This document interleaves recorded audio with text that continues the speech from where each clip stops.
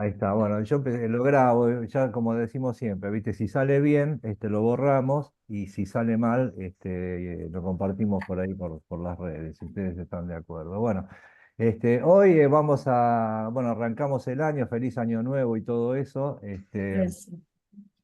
Vamos, ¿qué pasa?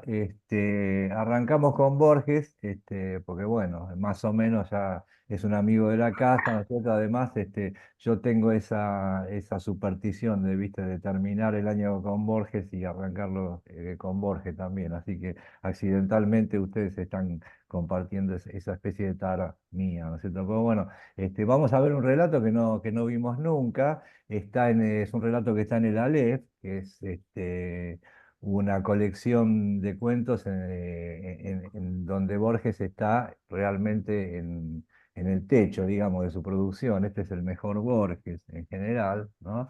Y es un gran relato por un montón de cuestiones, ¿no es cierto? Pero básicamente es una buena historia, ¿no es cierto? Borges lo que siempre nos va a dar es en principio una buena historia. Después vamos a tratar de, o sea, ahí cuando vayamos paseando por el relato, vamos a ir viendo algunos detalles que nos pueden resultar interesantes. Bueno, vamos a arrancar directamente. Eh, a ver, un momento que está entrando más gente.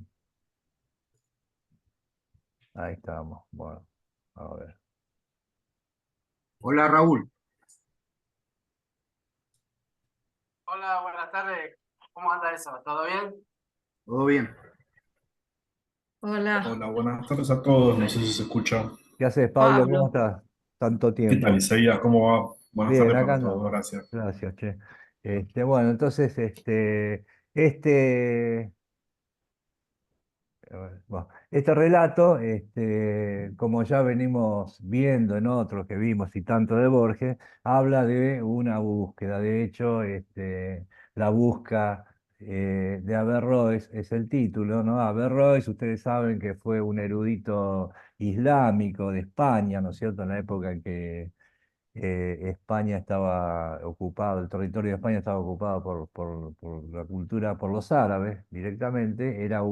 Una especie de, era un erudito, era juez, una especie de juez que llamaba, el cargo era cadí exactamente que tenía en la ciudad de Córdoba, como lo habían sido también su abuelo y su padre. Es decir, era un personaje, digamos, del establishment cultural, un personaje que efectivamente existió, ¿no es cierto? En general, los personajes que van a aparecer en este cuento, salvo un par que son ficticios, que son inventados, los demás existieron históricamente, ¿no es cierto? Entonces lo que va a hacer Borges ya desde el título, que es tramposo, como otros títulos de cuentos de Borges, se llama La busca de Averroes, y es un título ambiguo por lo menos, porque podríamos pensar que es Averroes el que está buscando algo, que efectivamente es así, pero también es como que se lo está buscando a Averroes, ¿no es cierto? Tiene esa ambigüedad el título. Ustedes saben, Borges con los títulos, por ejemplo, el cuento aquel, El jardín de senderos que se bifurcan, ¿recuerdan? El jardín de senderos que se bifurcan es una Kenninger, en realidad, que significa laberinto, nada más que eso. Después un título también un poco tramposo es Las ruinas circulares, ¿no es cierto? Que alude en la ficción específicamente a unas ruinas que aparecen en el cuento, pero también el título ese de Las ruinas circulares se puede aplicar a la destrucción cíclica que se produce en la historia. Bueno, en fin. Entonces ya de entrada estamos con una ambigüedad. Y es un texto. Una pregunta, Isaías, Sí, dale, perdón. Pablo, sí, sí. No sé si me sumo por primera vez, no conozco un poco la mecánica, disculpen. Me Sí. llamó la atención el uso de la palabra busca y no Sí, búsqueda. bueno, esa es o sea, Porque, Borges la usa, nunca usó búsqueda, o sea, en realidad, y Bioy tampoco, en realidad. Si vos ves los cuentos ajá, de Bioy o los escritos de Bioy, siempre usan el término busca, es un poco más raro, ¿viste? Nosotros no decimos busca, no, este, es como más antiguo. claro, sí es como más Eh, antiguo, ¿viste? Pero bueno, yo creo que a Borges la palabra búsqueda le parecía un poco como sofisticada, como demasiado moderna, tal vez. ¿Sí? Ok, Pongámonos ok. en época también, Lo ¿no? hemos agenciado a Proust por ahí nomás. Bueno, claro, en busca del. Claro, por una, o sea, cuando uno dice en busca, no suena tan raro, pero ya la busca es otra cosa, Claro, ¿no? sí, Pero sí. está bien. Entonces, bueno, veo básicamente, y fíjate que en los cuentos de Bioy también, la palabra busca era una especie de yeite que tenían, calculo yo, entre ellos. El epílogo de las obras completas la pone como una de las palabras que no se deben usar, que no le gusta. ¿Qué cosa? Perdón. El epílogo de las obras completas de MC la Sí. pone como una de las palabras que no le gustan y que son feas, que no se deben usar. ¿Qué ¿Cuál? palabra? Búsqueda. Búsqueda. Búsqueda. Claro, sí, sí, por eso, o sea, era una cuestión estética, ¿viste? Ese dandismo, ¿viste? Que tenía Borges, que, ¿viste? A veces un poco hartante también, ¿no? Ese detallismo, pues, bueno, eran esos berretines, ¿no? Pero bueno, entonces vamos a tratar de en algún momento empezar con el cuento, que te van apareciendo cosas, ¿no?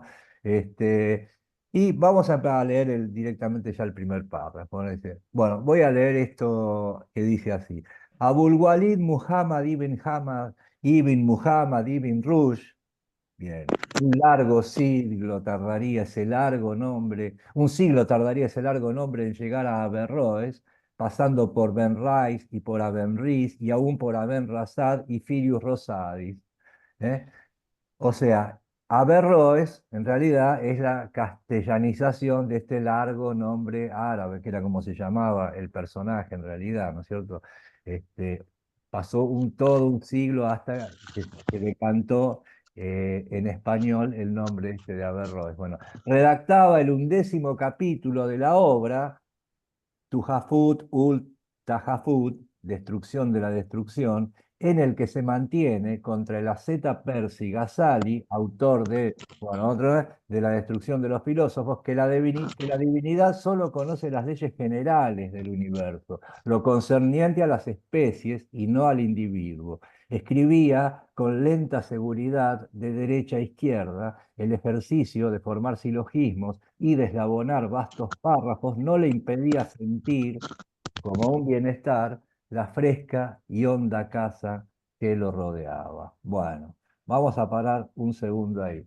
Entonces, la cuestión está planteada, está hablando directamente de este personaje, este árabe, dando cuenta del nombre y de lo que estaba haciendo. Este erudito árabe estaba escribiendo una especie de tratado contra otro pensador árabe, ¿no es cierto? Porque estaban enfrentados, digamos, ideológicamente en cuanto a la concepción de la divinidad. Este asceta Ghazalí que nombra acá, que también efectivamente existió, era un místico, ¿eh? Momento, ahí estamos, bueno.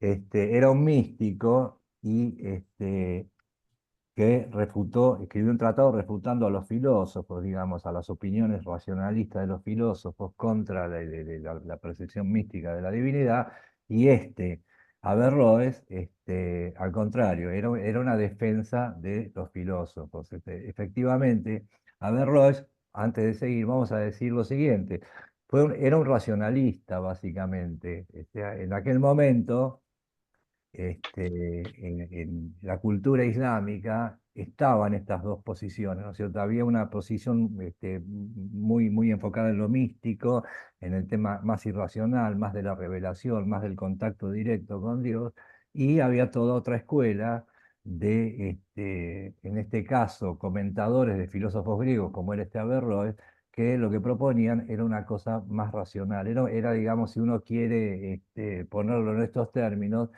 Averroes era un progresista, o sea, le daba valor a la razón humana, o sea, rescataba lo que era el pensamiento filosófico. Entonces, contra aquel místico, escribe este tratado, está escribiendo este tratado. Esa es la. Es lo que se conoció Isaías como la escolástica árabe. Exactamente, exactamente. Fueron estos tipos que, bueno, ahí está, no quiero abundar demasiado, ¿viste? Porque nos vamos a ir con el tiempo, pero digamos, tiene una serie de tesis Averroes en la que postula, por ejemplo, que llegado el caso, o sea, le daba toda la derecha al razonamiento humano, a la filosofía, y si la filosofía llegaba a entrar en conflicto con la religión, decía Averroes, entonces lo que había que hacer era interpretar la religión de un modo metafórico, de un modo simbólico.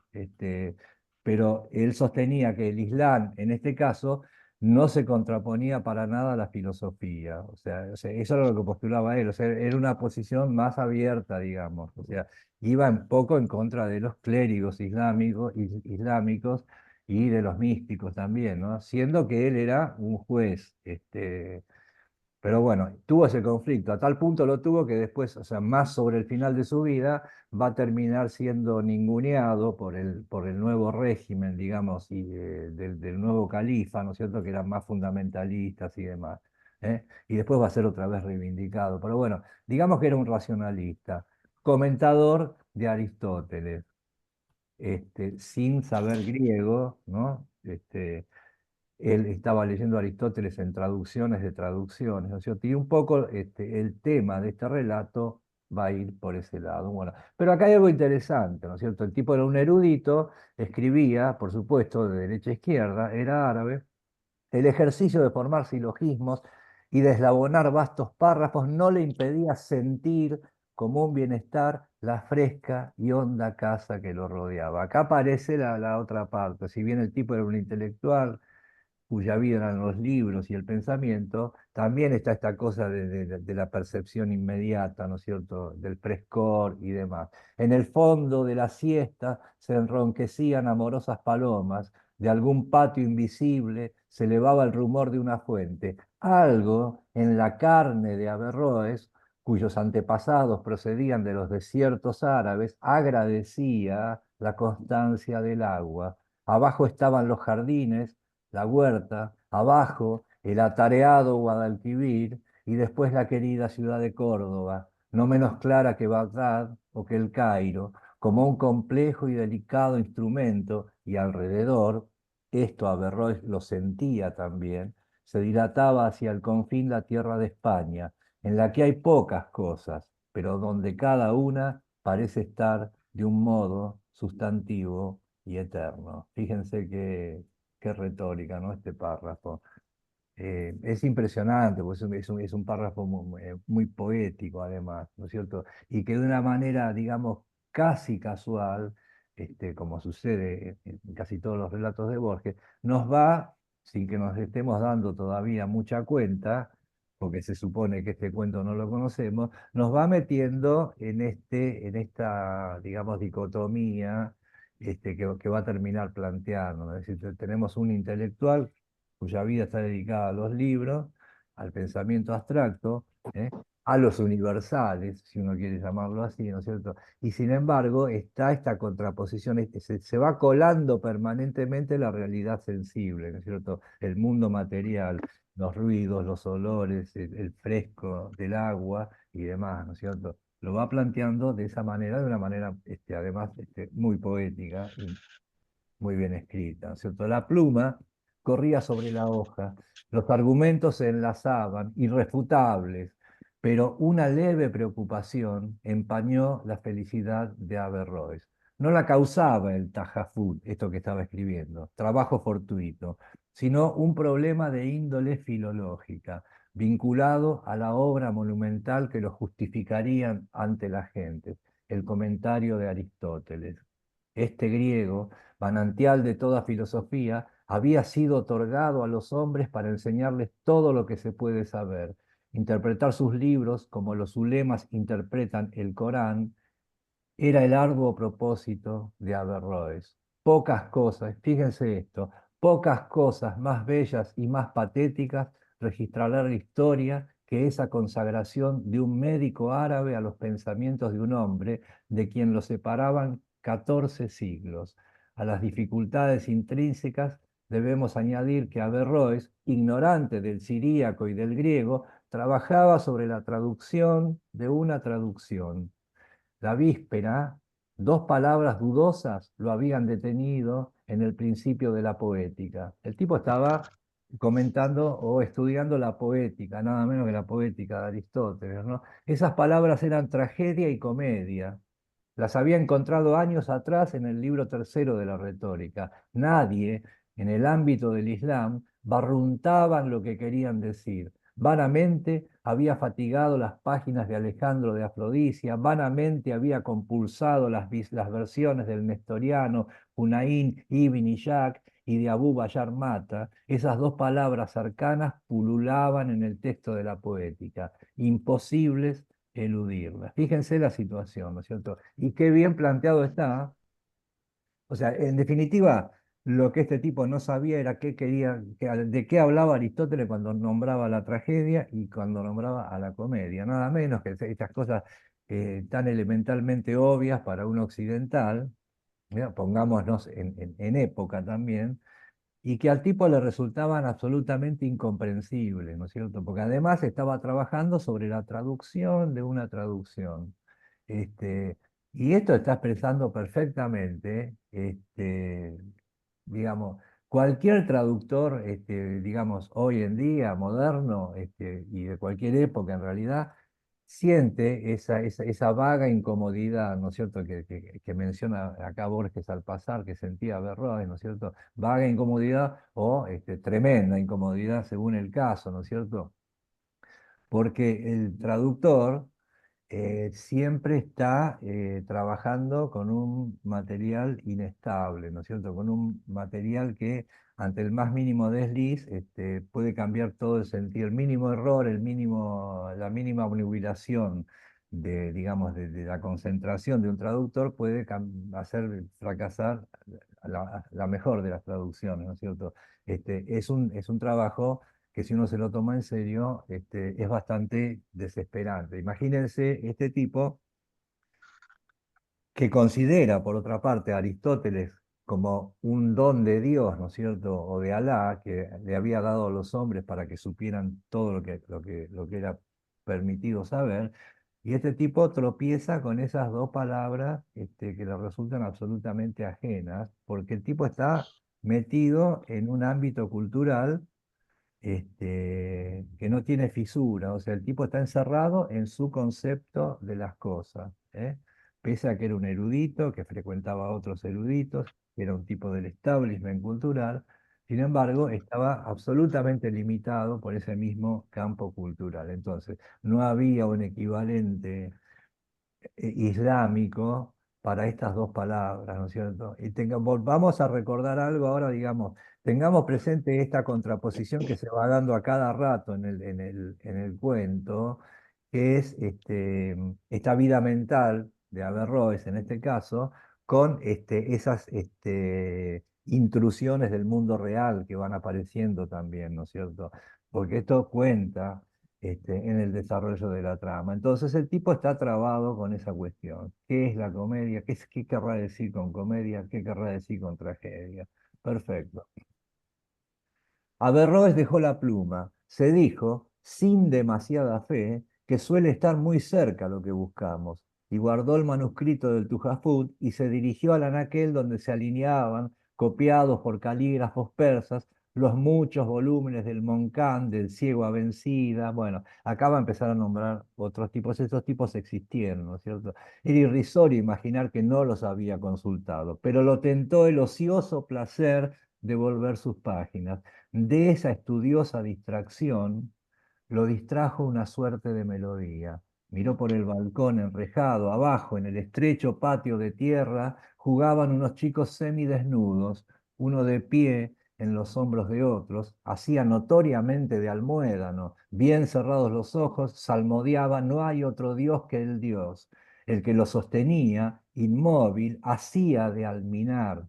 Otro, abyecto en el polvo y arrodillado, de congregación de fieles. El juego no duró mucho, todos querían ser el almuédano, nadie la congregación o la torre. Averroes los oyó disputar en dialecto grosero, vale decir, en el incipiente español de la plebe musulmana de la península. Paro ahí un segundo. Fíjense cómo se empieza a desarrollar esta cosa. El tipo preocupado por estas dos palabras, vuelve a consultar esos libros que él tenía de otros eruditos árabes, que ya los había consultado 50 veces, ¿eh? Pero bueno, los consultaba por el ocioso placer, ¿no es cierto?, de volver las páginas. Por ahí algo ahora aparece, dice. Y en ese momento de erudita distracción, como dice, o algo por el estilo, escucha a estos chicos jugando en el patio. ¿Eh?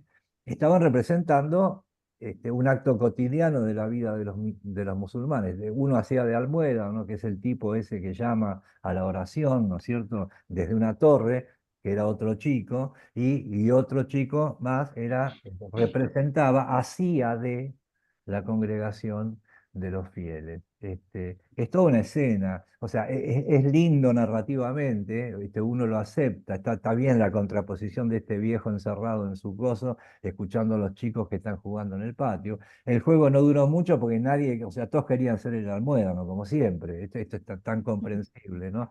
¿Quién quiere ser la torre? Este, y entonces, Claro. bueno, claro, ¿viste? Es así, no sé, es muy natural la escena esta, es muy vívida, es muy visual además. Bueno, vayan teniendo en cuenta estos detalles, ¿no es cierto? Eso es otra de las irrupciones del mundo real en esta máquina intelectual que era este hombre, ¿no es cierto? Bien. Entonces, y hablaban en el dialecto grosero, que hablaban los musulmanes en esa época, que iba a terminar convirtiéndose nada menos que en el idioma español, ¿no es cierto? Eso que decantó ¿viste? A partir del latín y a partir del árabe, bueno, hablaban en un incipiente español, ¿no es cierto? El lenguaje de la plebe, absolutamente. ¿Mm? Bien.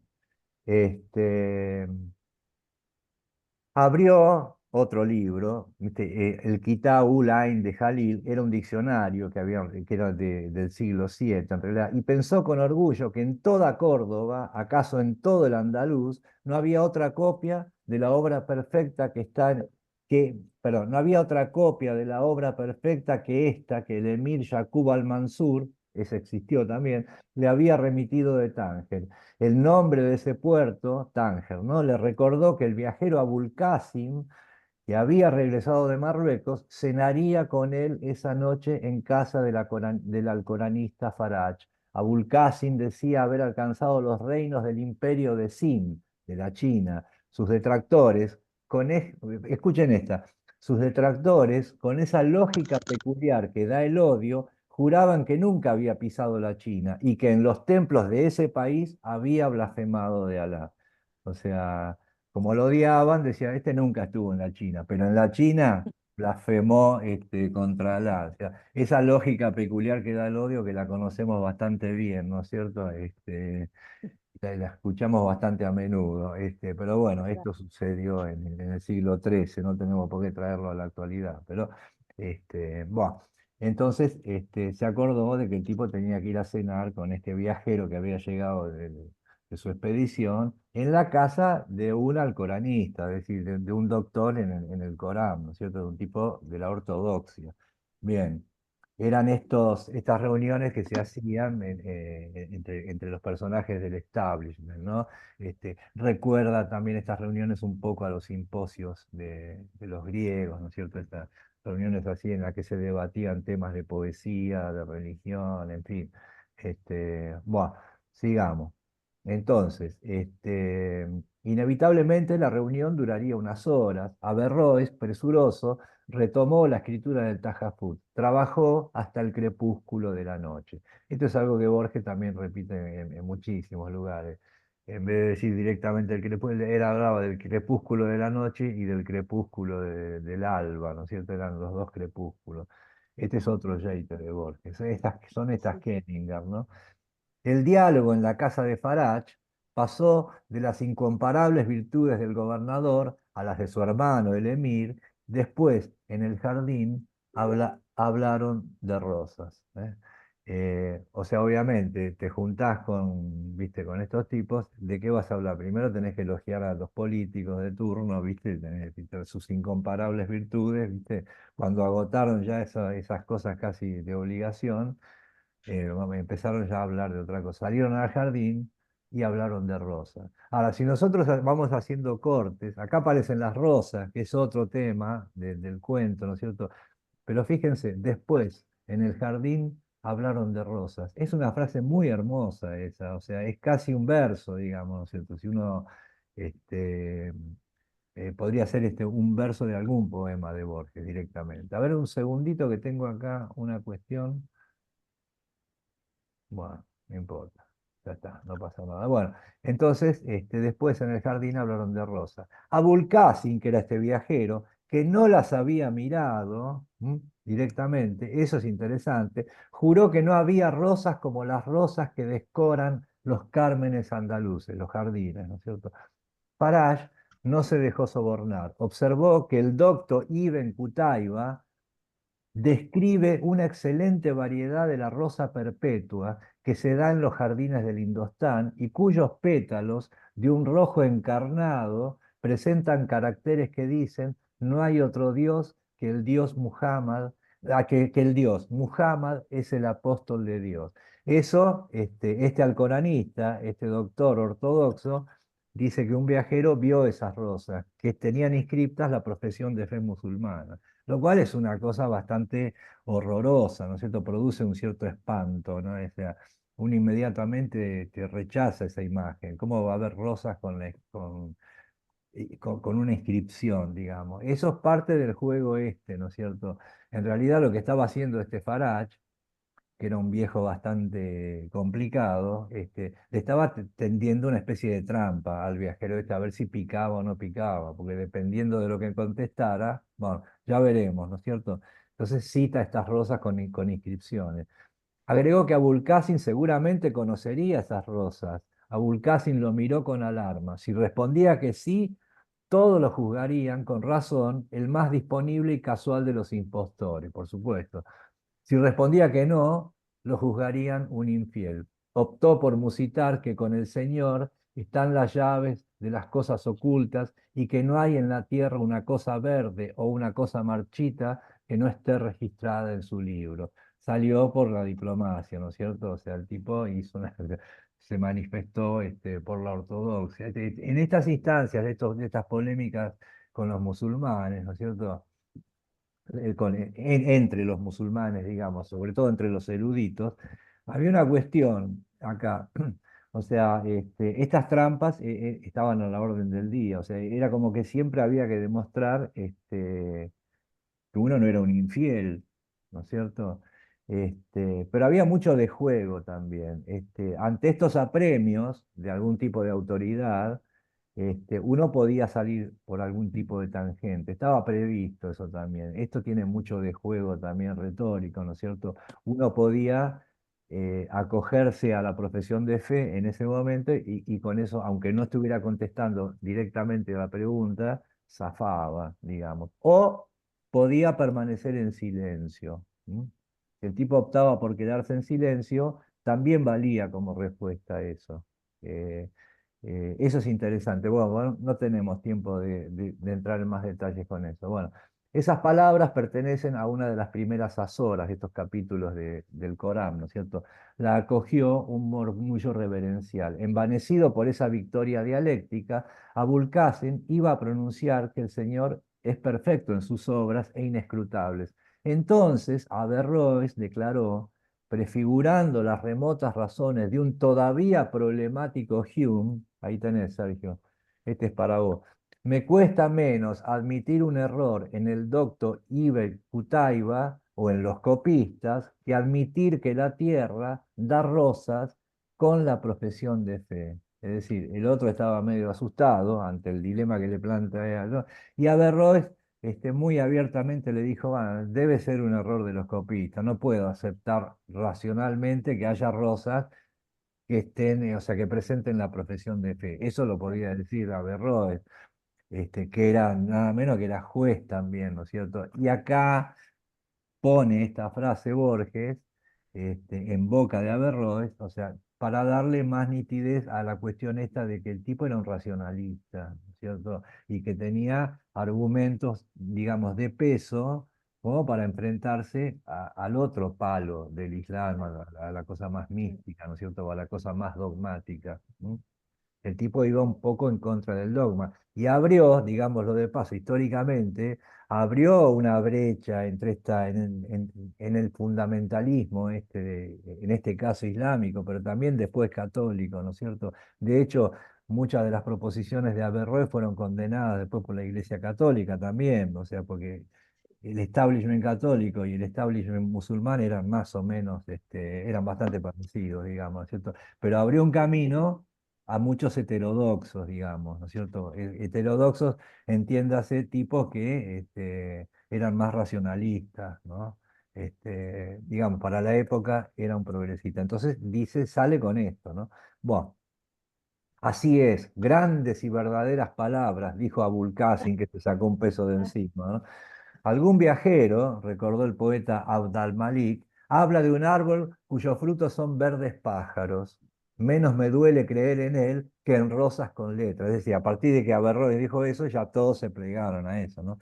El color de los pájaros, dijo Averroes, parece facilitar el portento. Además, los frutos y los pájaros pertenecen al mundo natural, pero la escritura es un arte. Pasar de hojas a pájaros es más fácil que de rosas a letra. Eso es genial, esa observación, que, que es una observación de Borges, por supuesto, ¿no es cierto? Entonces, este, yo les propondría, yo después lo voy a hacer cuando terminemos acá, me voy a imprimir la frase y la voy a pegar como un imán en la heladera, que me va a servir para cuando después de los talleres, ¿no es cierto?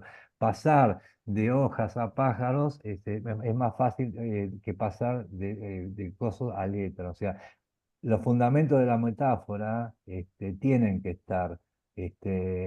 No se puede metaforizar gratuitamente e irresponsablemente, ¿no es cierto? Que en definitiva lo que está queriendo, lo que dice acá es eso, ¿no es cierto? La metáfora tiene que tener una justificación retórica. No se puede unir dos términos cualquiera así a mansalva. ¿Eh? Entonces, un poco lo que está diciendo es esto. Esto es un cuento, como tantos de los de Borges, es un cuento ensayo. Otro huésped negó con indignación que la escritura fuese un arte, ya que el original del Corán, la madre del libro, es anterior a la creación y se guarda en el cielo. Otro habló de Chagis de Barra, que dijo que el Corán es una sustancia que puede tomar la forma de un hombre o la de un animal, opinión que parece convenir con la de quienes se le atribuyen dos caras. Farage expuso largamente la doctrina ortodoxa, ¿no? El Corán, dijo, es uno de los atributos de Dios, como su piedad. Se copia en un libro, se pronuncia con la lengua, se recuerda en el corazón y el idioma y los signos y la escritura son obra de los hombres, pero el Corán es irrevocable y eterno. Y efectivamente, hay esta concepción, ¿no es cierto? El libro, digamos, el Corán, es un atributo de Dios. Es más que un libro, es un atributo en esta era manifestado en el mundo en la forma de un libro. ¿Eh? Y podemos imaginar o pensar que en otras eras, en otras épocas, podría manifestarse de otra manera que no fuera en un libro, ¿no es cierto? Pero es un atributo de Dios, básicamente. Esa es la madre del libro. Y lo demás es lenguaje. Y ahora fíjense lo que va a pensar Averroes ante esto que dice Farage, ¿no?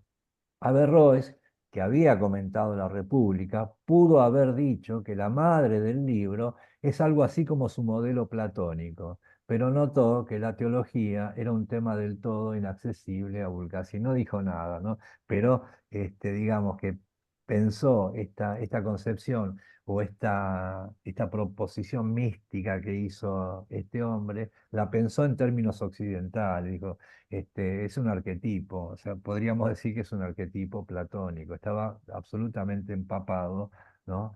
De la filosofía griega, con estas limitaciones propias de su cultura, que ya veremos que son de mucho peso.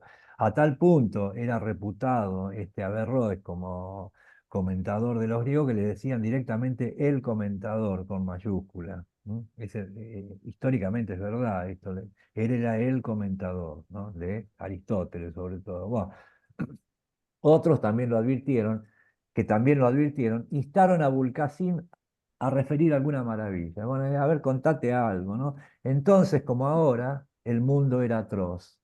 Los audaces podían recorrerlo, pero también los miserables, los que se allanaban a todo. La memoria de Abul Qasim era un espejo de íntimas cobardías. ¿Qué podía referir? Además, le exigían maravillas, y la maravilla es acaso incomunicable. La luna de Bengala no es igual a la luna del Yemen, pero se deja describir con las mismas voces. Fíjense, ¿no? No es la misma luna en Bengala que en Yemen, pero la podemos describir con las mismas voces. Permanentemente nos está poniendo en una situación vacilante ante el lenguaje, ante la escritura, ante lo que efectivamente es posible expresar, o es imposible expresar. O sea, permanentemente Borges, yo diría que en casi toda su obra, para no decir en toda, nos está poniendo en un estado de vacilación con respecto al lenguaje. ¿Eh? Traducción de una traducción de una traducción, ¿viste? Algo escuchado que voy a tratar de reconstruir, al manuscrito le falta una página, bla, bla, bla, bla, bla. Siempre está dando cuenta de la insuficiencia del lenguaje, de la pobreza de recursos. ¿Se acuerdan en el Aleph, no? Y aquí comienza mi desesperación de escritor, ¿viste?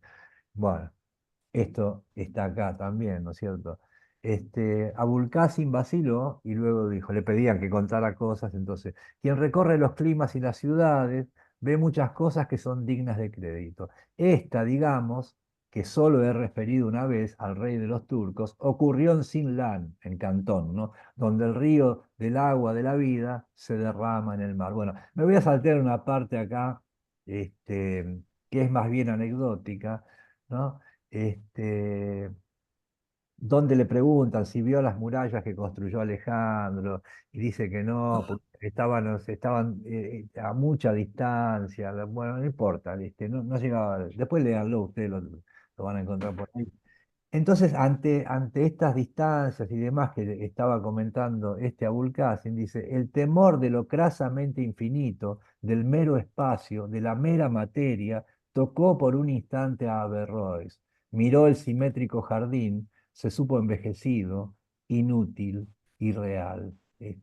Acá, ante lo que el otro contaba de esas distancias o desiertos infinitos, es como que se le viene encima la materialidad, lo crasamente infinito y lo groseramente infinito, y se sintió viejo y se sintió inútil, porque efectivamente hay como un presentimiento acá en Almotacino o una certeza que está por ahí abajo de que el tipo iba a fracasar en eso que estaba haciendo y a lo que había dedicado toda su vida, ¿no es cierto? De hecho, se había topado con dos palabras que en realidad le trababan toda la obra, toda la cuestión, ¿no es cierto? Entonces, se sintió, digamos, desalentado. Bien. Entonces sí, Abul Qasim ahora va a contar una anécdota.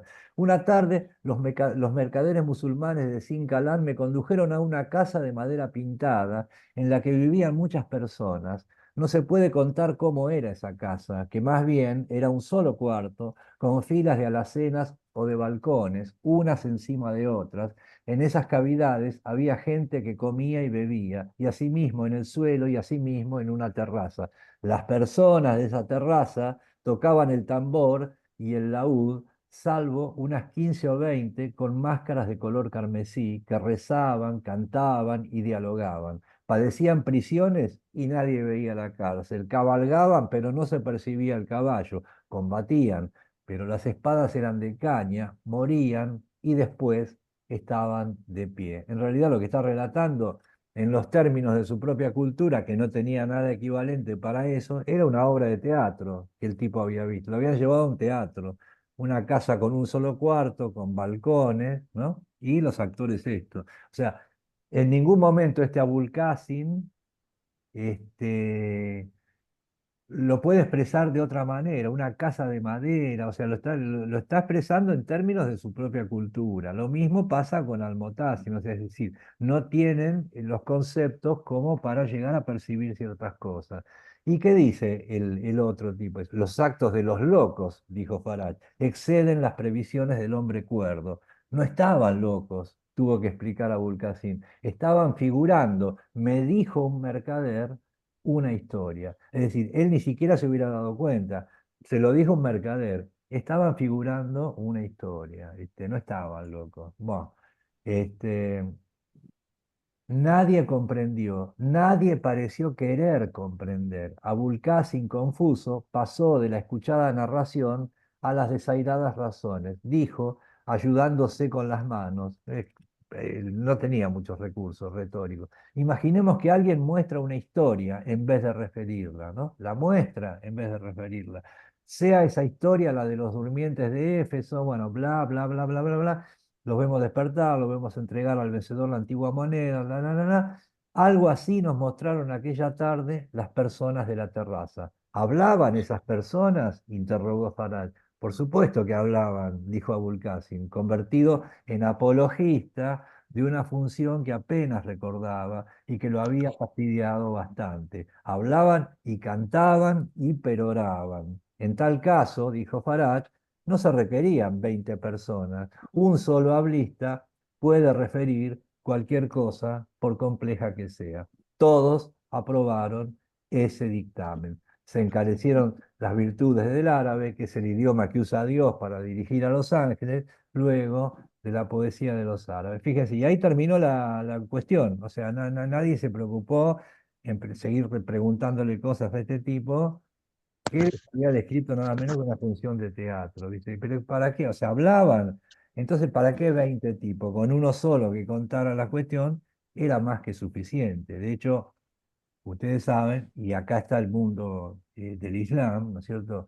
Estos narradores ambulantes islámicos, ¿no es cierto? Que eran los que transmitían, entre otras cosas, los cuentos de las mil y una noche y demás, eran efectivamente, eran narradores sueltos, eran, digamos, monologuistas, no tenían nada parecido a lo que podría ser una obra de teatro, en la que en vez de contar, se figuraban las cosas, se mostraban. Eso está completamente fuera del alcance de esta gente. No comprendieron y no quisieron comprender tampoco. Ya está, dieron por terminado el tema y empezaron a hablar de la poesía. Y acá cuando van a hablar de la poesía, estos personajes, fíjense lo que dicen. Bueno, yo voy a saltarme los nombres porque, bueno, hay muchas citas, ¿no es cierto? Dice, Abal Malik.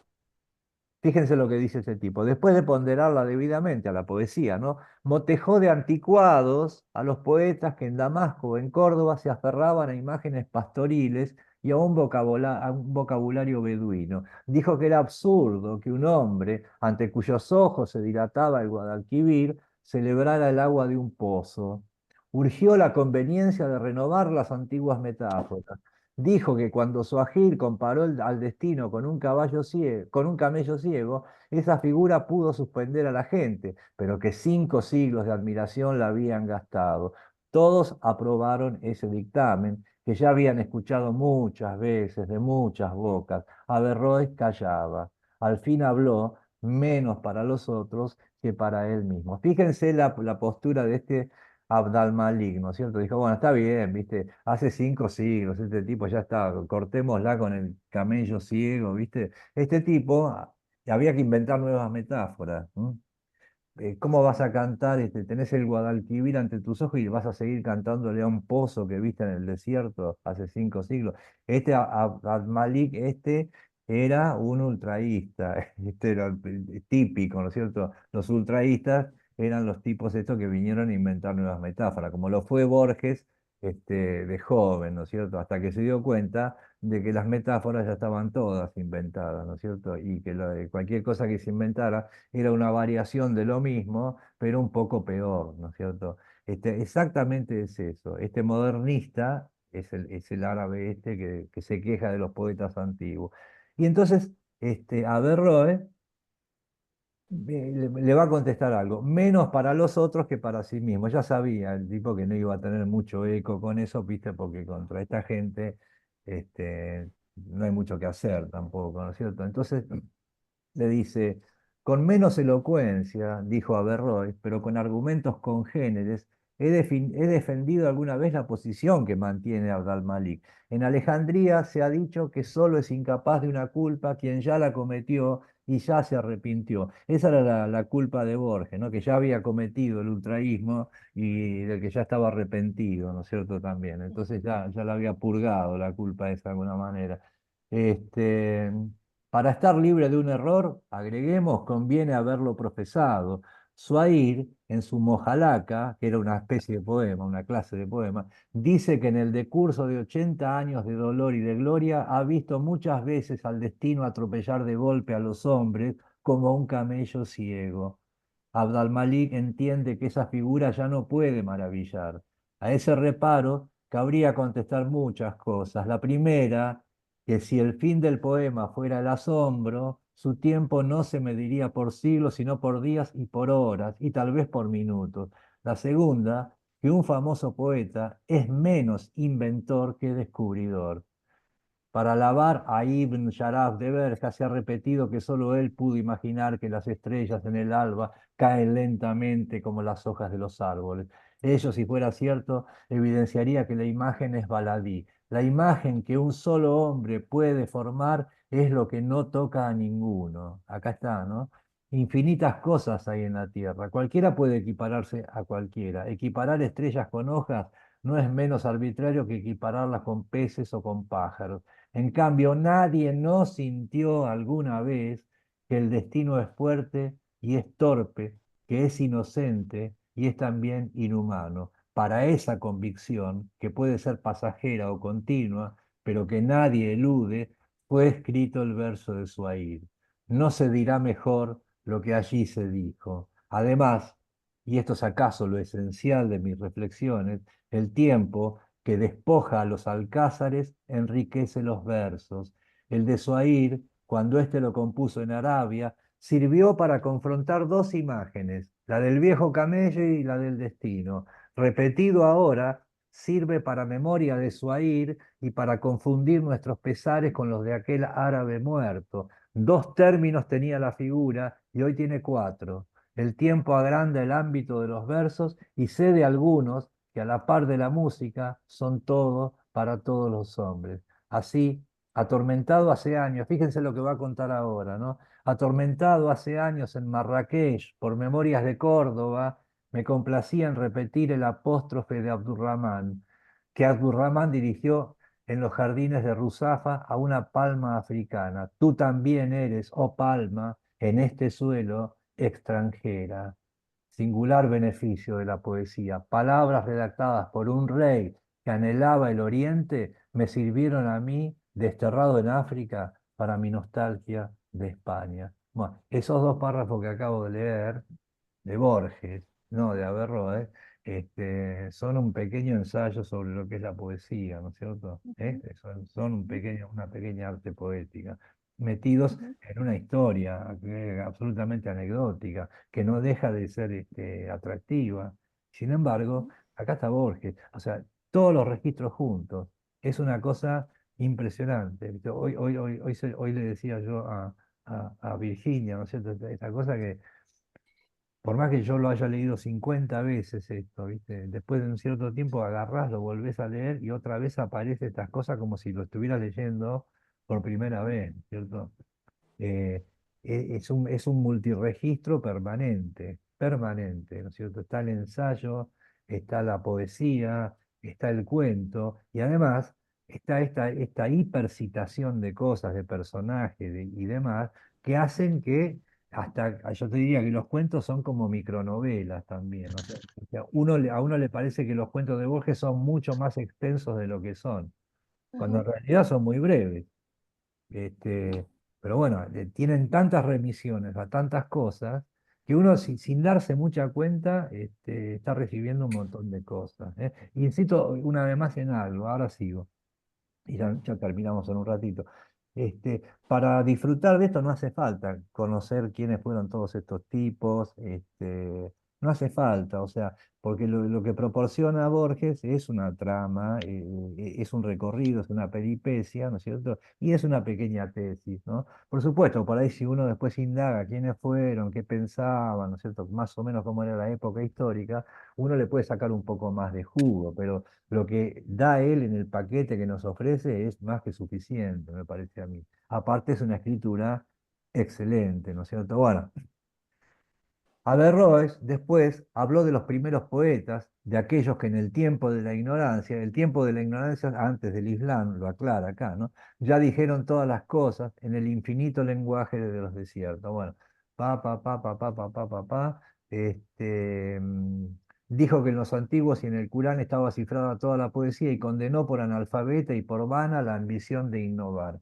Los demás lo escucharon con placer porque vindicaba lo antiguo. Todo esto que dice el tipo, toda esta tirada que acabamos nosotros de hacer el elogio de este análisis fino, los otros lo aprobaron simplemente porque vindicaba lo antiguo, ¿viste? Ya con eso, ¿viste? Se quedaron tranquilos. Por eso hablaba más para él mismo que para los demás. Sí, lo habrá sentido Borges esto, que era un tipo que no tuvo lectores y que se los tuvo que inventar, ¿no es cierto? Se los hizo a mano los lectores. Bueno.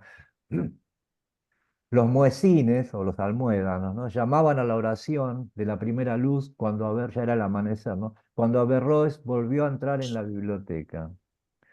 Y acá hay un paréntesis. En el harén, las esclavas de pelo negro habían torturado a una esclava de pelo rojo, pero él no lo sabría sino a la tarde. Algo le había revelado el sentido de las dos palabras oscuras. Volvió con una especie de iluminación, supo. Con firme y cuidadosa caligrafía, agregó estas líneas al manuscrito. Aristóteles, denomina tragedia a los panegíricos y comedias a las sátiras y anatemas. Admirables tragedias y comedias abundan en las páginas del Corán y en las mojalacas del santuario. Este, eso fue la revelación que tuvo el tipo. Se dijo, claro, las tragedias son panegíricos, son elogios. Por eso hay un epígrafe en francés antes de empezar el cuento de Renan que dice justamente eso. O sea, dice, lo que Aristóteles llama tragedia son los elogios, los panegíricos. Y lo que llama comedia son los anatemas, son las críticas. Isaías, es decir, que Sí, acá lo que te aparece acá es el fracaso. Porque, claro, digamos, acá uno va, a medida que va leyendo el texto, ¿no? Que va corriendo, está lo otro que uno va pensando a través, cómo Averroes se va haciendo, va tratando de forjar en su cabeza esas ideas que él no tenía, no ¿no es tenía, cierto? claro. Primero cuando ve a los chicos en el patio jugando ahí, representando de alguna manera una especie de representación teatral. Y después cuando el otro cuenta ese episodio, ¿no? En la caverna, que se ponían las máscaras, uno dice, bueno, ahí Averroes es como que se está imaginando lo que es la tragedia y la comedia. Ahora, cuando llega a este punto, vos ves que fracasó, Fracasó porque totalmente. dice, ¿es un panegírico o es una crítica? O no sé, es decir, no la pegó por ningún lado. Es Por decir, ningún lado. Bueno, pero la imposibilidad de la traducción de un lenguaje, de una cultura a otra. exactamente. El tipo no tenía, o sea, ¿qué es lo que uno percibe? Uno percibe lo que ya conoce. Si no lo conoces, no lo percibís, directamente te pasa completamente por otro lado y no lo registrás, ¿viste? Eso es una de las vértebras del cuento ¿viste? No solo de este cuento, porque esto en Borges aparece en distintos registros varias veces, pero fíjate lo que vos dijiste exactamente. Los chicos, lo primero que el tipo ve son los chicos jugando a representar, y dice, hacía de Muezzin, hacía de Alminar, hacía de... Ahí te lo tenés claro, la tenía ante sus ojos la comedia, eso era una comedia, ni sin ir más lejos, porque además los chicos hablaban en el lenguaje grosero, o sea, en el lenguaje vulgar, el lenguaje de la comedia, sin ir más lejos, ¿viste? Tenía todos los elementos de lo que Aristóteles define como comedia, lo tenía ahí en el patio de donde él estaba, pero no le pasó Te hago por el... una pregunta, Sí, Pablo. Sergio también que estaba comentando. Yo cuando lo leí me quedé con esa idea.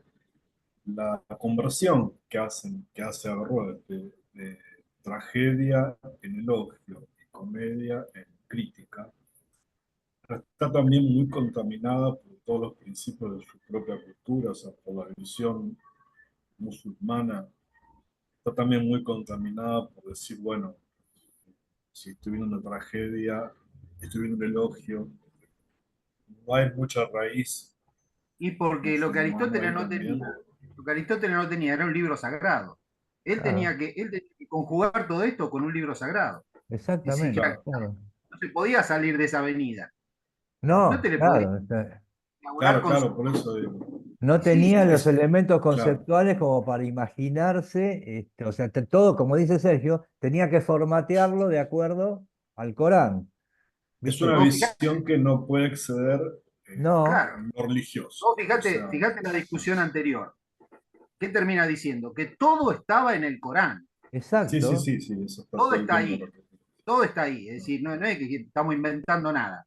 Es decir, como Claro, es claro. anterior, inclusive anterior a Alá, todo está ahí, todo está en ese claro. libro. Vamos a leer otra vez esta partecita donde él se da cuenta, o sea, qué es la conclusión que saca este Averroes. Dice lo siguiente, Aristú denomina tragedia a los panegíricos y comedias a las sátiras y anatemas. Admirables tragedias y comedias abundan en las páginas del Corán y en las mojalacas del santuario, que eran estos poemas preislámicos, ¿no es cierto?, que habían sido canonizados de alguna manera. O sea, el tipo dice, bueno, comedias y tragedias están ¿Ya en se el fue ya? Corán, ¿viste? ¿Ya se fue? ¿Hace mucho rato? Sí, hace como una hora. Bueno, no Ah, sé, que de acá escucho un ruido, a ver si lo consigo liquidar. Me parece que sí, sí, ahí está.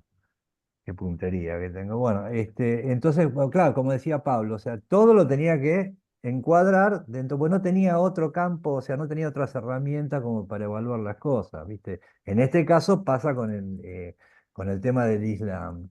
Traduciendo a un tipo del cual además no conocía el idioma original, no sé, ¿viste? O sea, estaba otra vez traducción de una traducción.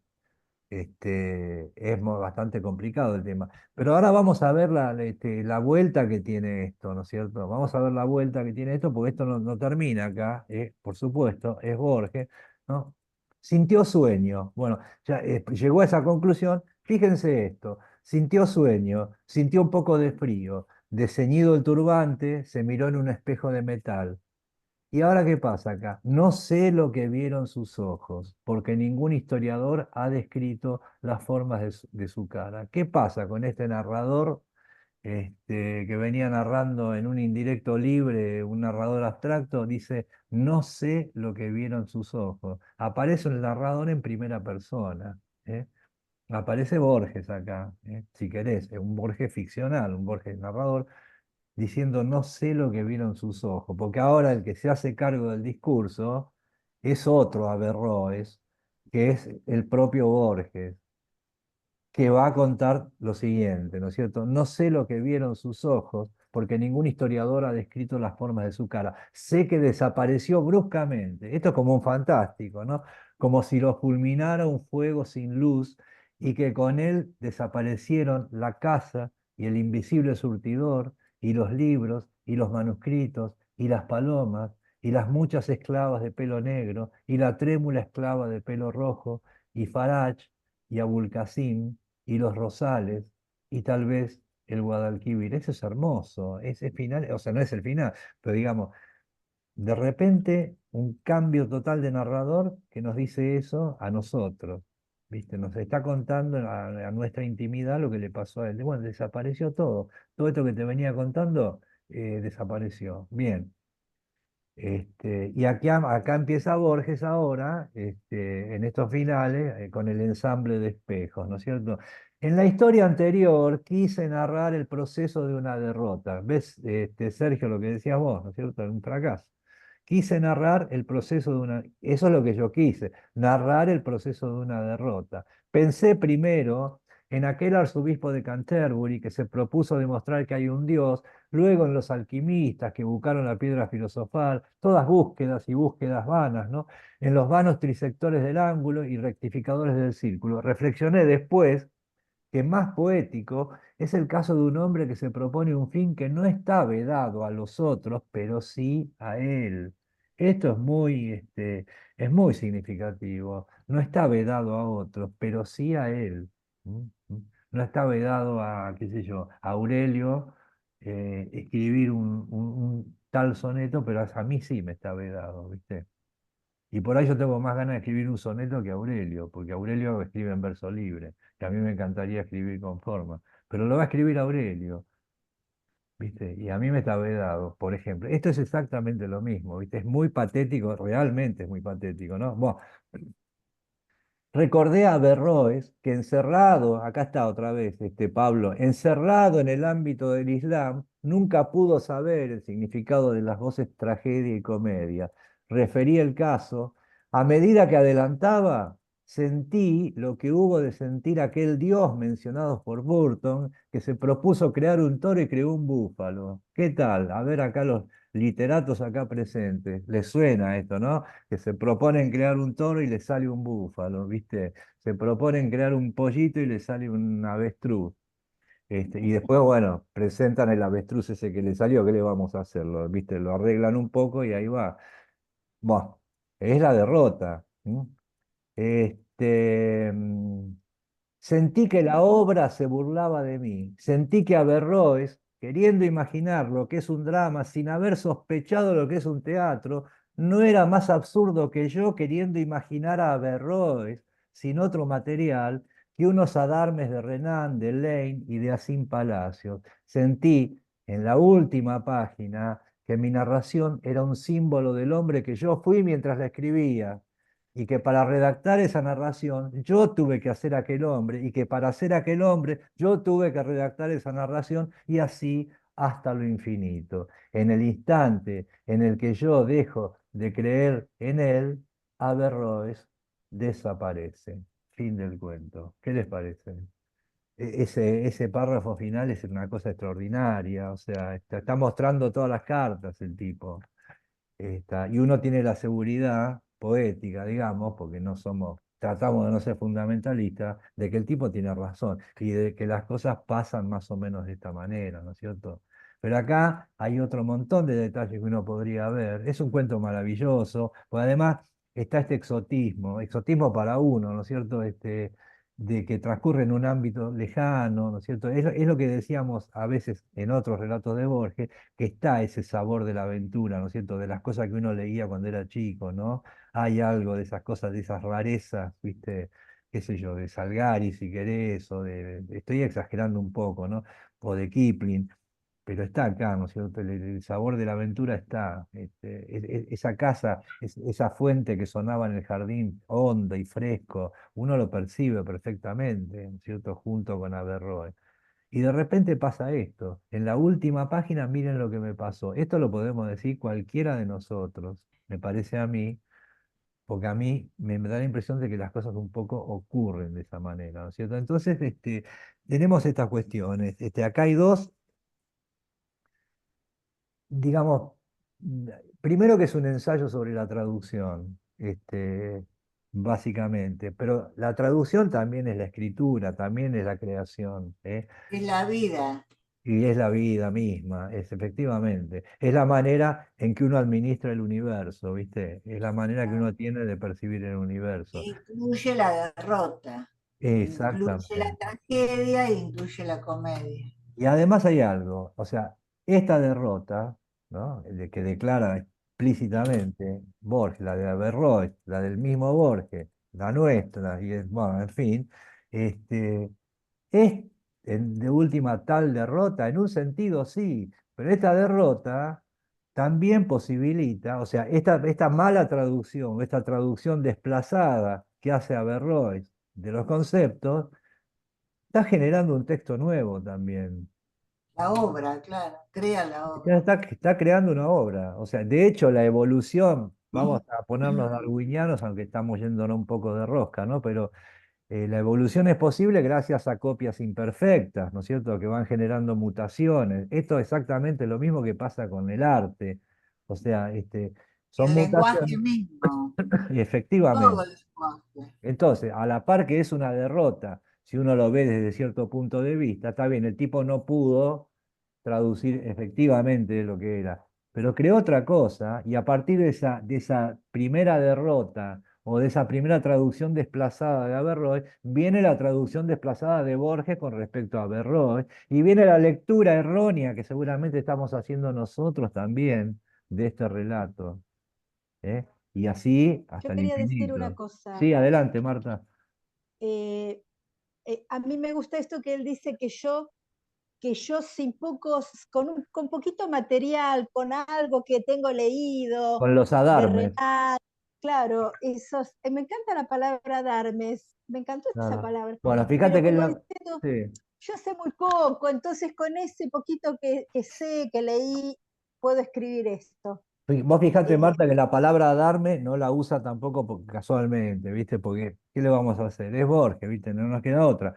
Adarme es una palabra árabe también, efectivamente, y es una moneda, digamos, es una medida de peso, de metal, y era una moneda de valor insignificante que circulaba en aquella época, que era 1,5 gramos de metal, una cosa muy y qué irrisoria. poco sería con Exactamente, con estas miguitas de Renan, este yo hago, saber, Renan, exactamente, Lane, ¿viste? este Y palacio, con esas puede. miguitas de Aristóteles, Averroes fue el comentador, y con estas miguitas de Coso yo soy Borges, y con estas miguitas nuestras, nosotros estamos leyendo a Borges, ¿viste? Y estamos Ah, dejando te quería, afuera, perdón, sí, perdón, sí, dale, dale, dale. no, no, no, pues quería comentar algo nada más que me parecía muy interesante lo que decías antes, de decir, hablando de las traducciones, ¿no? La- el resumen de todo sería, bueno, si no te entiendo, te invento, Sí, que es lo que estábamos hablando del hecho artístico. Pero hay otra variante, que es, si no te conozco, te invento. O sea, cuando uno hace ficción, estos personajes, mundos y demás, ahí no hay un no entendimiento, hay un no te conozco y te invento con las características que yo quiero. Ahora, ¿cuál sería la diferencia entre existir si no te entiendo, entonces te creo y te creo con las características de mi religión, de mis creencias, de lo que fuera? Y la otra forma es, no te conozco, no existís, te voy a crear como personaje, mundo, ficción, etcétera, y también te voy a poner mis características, pero porque seguro. tengo Ahí, otras. vos estás usando un condicional ahí, viste, que está bien, es verdad. Si no te entiendo, bueno, y si no existís, tal cosa. Ahora, Claro, sacale el sí, porque la realidad es no te entiendo. Eso te iba a De decir, cualquier porque manera, no claro. te conozco. Y no existís claro, sí, tampoco, en sí, sí, definitiva. Existo yo, ¿qué le voy a hacer? Que soy lo único que existe. claro, Yo es sí, cada sí, uno de sí. nosotros, ¿no? Si nos entendiéramos entre todos, habría que Sí, demoler el claro. Palacio de Entonces, o Justicia, sea, los tribunales y todas esas cosas. a ver, Rosana, que está con la manito levantada ahí. Ah, Sí, sabes, Isa, no lo tengo muy bien organizado, pero esto que vos mencionaste de que hay mucha arte poética en el medio del cuento y después esta reflexión que hicimos al final, ¿no? Acerca de que, bueno, todo el texto es la reescritura y la traducción de algo, sobre todo me gustó mucho esto del camello ciego, que Sí, Borges dice que dice Averroes, ¿verdad? ¿Sabes en qué me hace pensar? Como él reivindica, digamos, una metáfora que fue usada en el pasado, como que, bueno, nosotros la tenemos que seguir usando porque no es solo la metáfora, sino que además le agregamos a esa metáfora el contexto de nuestra situación, y entonces son 4 cosas, creo que dijo. claro. Me hizo pensar en Pierre Menard, ¿viste? Bueno, sí, claro, totalmente. Tiene todo que ver con ese relato. Está en la misma línea de toda esa Sí, serie de relatos de Borges que hablan de la apropiación de los textos, ¿viste? ¿Qué pasa con los textos? ¿Qué pasa con el lector? ¿Viste? En los que el lector termina convirtiéndose, como decía, ¿viste? Recién Pablo, en el autor de lo que está claro. leyendo, ¿viste? Entonces es así, está en la misma línea, ¿viste? Está en Sí. acá toda podríamos esa decir, sí, Virginia. No, pensaba también que yendo más atrás, toda la admiración de Borges por el Quijote y y sobre todo sobre la segunda parte del Quijote, con todos los rulos sobre lo que se leyó y los personajes que ya Claro. leyó la historia. En la segunda parte aparece la Pero, metaficción en el Quijote, por eso el Quijote es la primera novela moderna, ¿viste? También. Y está Sí, eso, no, ¿viste? es brillante todo eso que dice. Este texto está Y buenísimo. bueno, y además están todos los registros, está el ensayo, está la narración, está la poesía, ¿viste? Y está también, si vos querés, un sesgo novelístico, por la densidad de información que Borges suministra, ¿viste? Que es mucha. ¿Viste? Entonces le da un calado hasta como de novela y le deja a uno la impresión de que son cuentos bastante más extensos. Pero en definitiva, bueno, y fíjense otra vez, vamos a volver al título. Podríamos decir tantas cosas más, pero ¿viste? Vamos a terminarla porque si no, ¿viste? Pero volvamos al título, digamos, La busca de Averroes. ¿Está bien? ¿Qué quiere decir? Que Averroes está buscando algo, pero además significa que yo estoy buscando a Averroes, dice el narrador, ¿viste? Y así podemos seguir. Y Averroes busca a Averroes está Aristóteles. buscándose a sí mismo. Exactamente, busca a Aristóteles. Borges busca a Averroes. Nosotros buscamos a Borges. El vecino nos busca a nosotros. Y así, ¿viste? Está el ensamble de espejos, ¿viste? El juego con la puesta en infinito que aparece en muchísimos relatos de Borges, ¿viste? Entonces, y además podríamos decir, ya que alguien dijo de Pierre Menard recién, ¿viste? Dice, lo que dice Aristú es tal cosa. Eso abunda en el Corán, ¿viste? Tanto de la tragedia como... Podríamos decir también que en definitiva también Aristóteles podría ser el autor del Corán, ¿viste? Porque en este juego de desplazamientos, ¿por qué no? ¿No es cierto? Es un chiste malo, pero digamos, bueno, es así funciona. Bueno, Y espero que... aparte, cuánta belleza, cuánta belleza. Es Porque verdad. aún así, esa imagen de la rosa que tiene alá, todo es alá, o como dice, Claro, bueno, el tema de la eso rosa. es divino. Eso que dijiste vos, que yo lo dejé un poco de lado, ¿viste? Pues si no, no íbamos a terminar nunca. Pero acá aparece el tema de la rosa, ¿viste? Que los tipos salen al jardín y empiezan a hablar de las rosas, ¿viste? Eso es otra clave del relato, ¿viste? Que ya va más por el lado de los místicos. Y voy a cerrar un poquito con esto sin aclarar demasiado, pero digamos, acá es importante el color rojo, es importante la rosa. La rosa es un símbolo universal de los místicos, sobre todo de los místicos islámicos, ¿no es cierto? De los sufíes y de otras ramas que hay también, ¿no es cierto? No por nada dice que en una rosa estaba la inscripción de la profesión de fe, ¿no es cierto? Lo cual es bastante blasfematorio, digamos, porque sería, y dice una rosa encarnada, o sea, esa rosa es mística, no tiene ninguna manifestación carnal, ¿viste? Ponerla en términos carnales, ¿viste? Es degradar la cuestión, ¿no es cierto? Acá, en la otra vértebra del relato de son dos confrontaciones, dos maneras de abordar, ¿viste? La razón y el misticismo, ¿eh?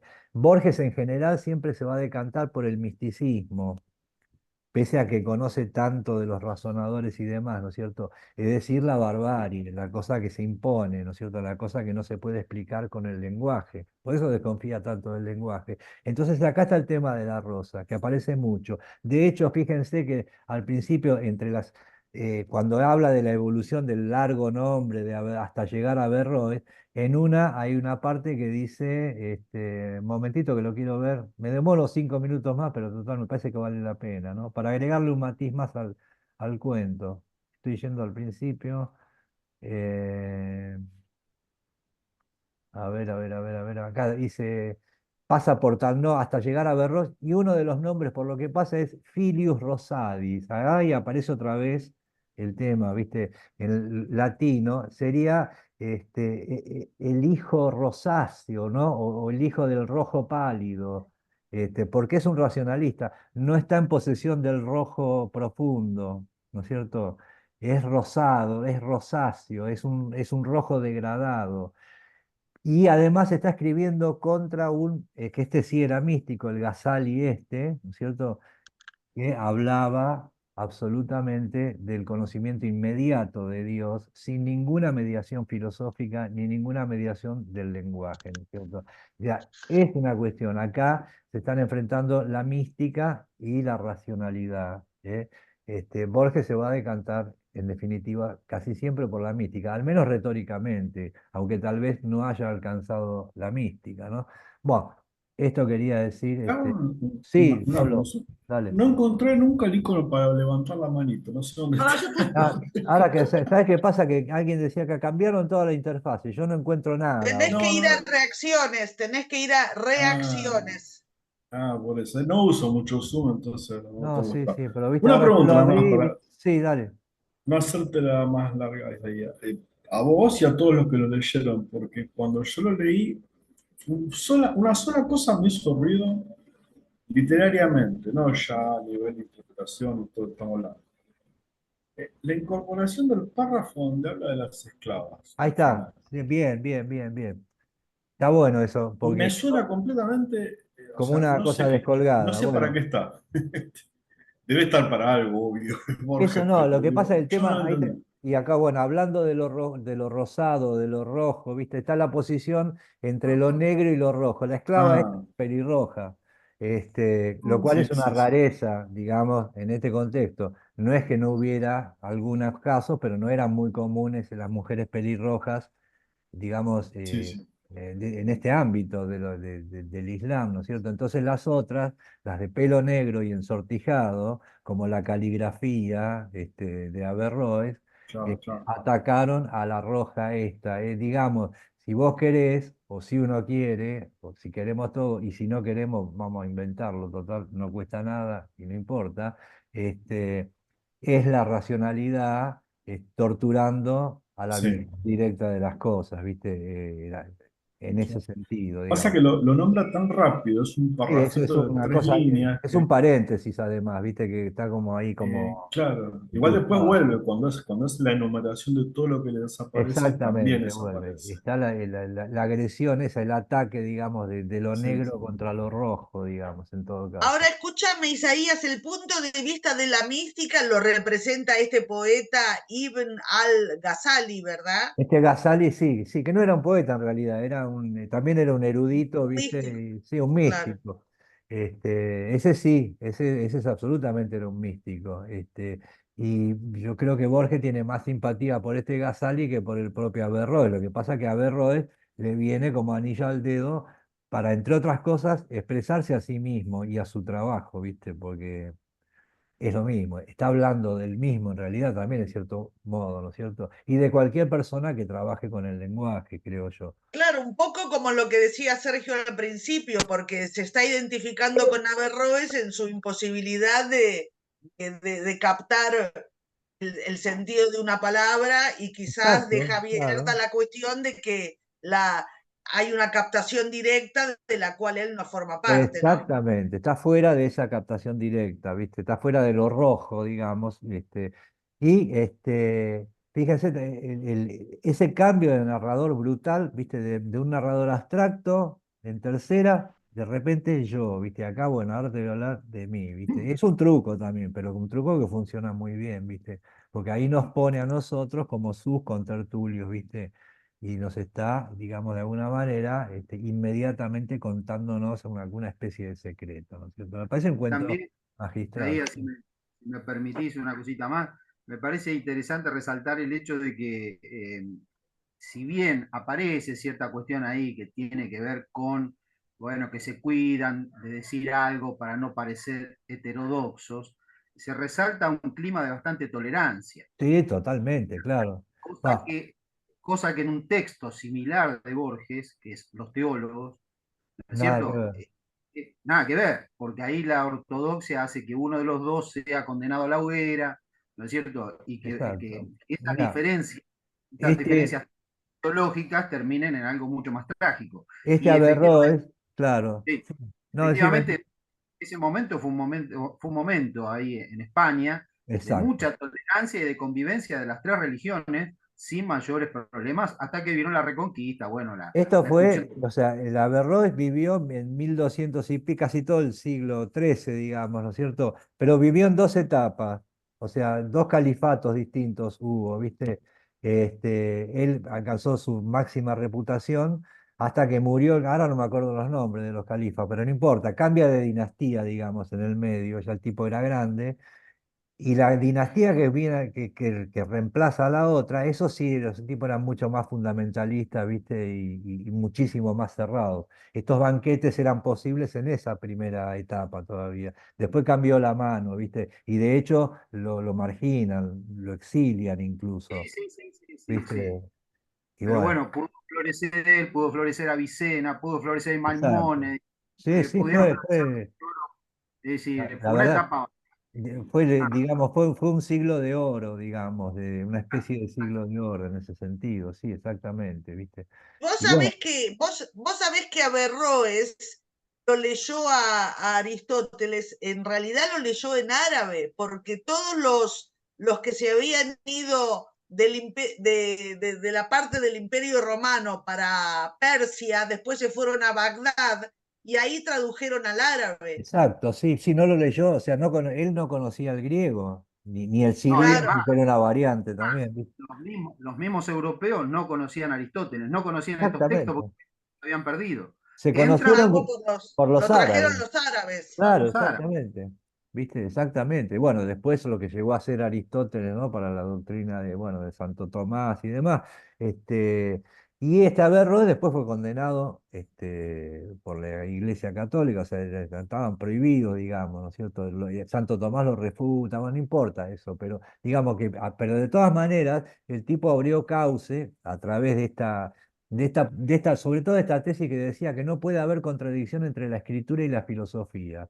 En todo caso, si hay una aparente contradicción, interpretemos la escritura metafóricamente. O sea, el tipo iba a favor de la filosofía, porque no puede haberla, ¿viste? Pues, entonces, esto abrió paso después a Giordano Bruno, bueno, en fin, pues ya es otra historia, ¿no es cierto?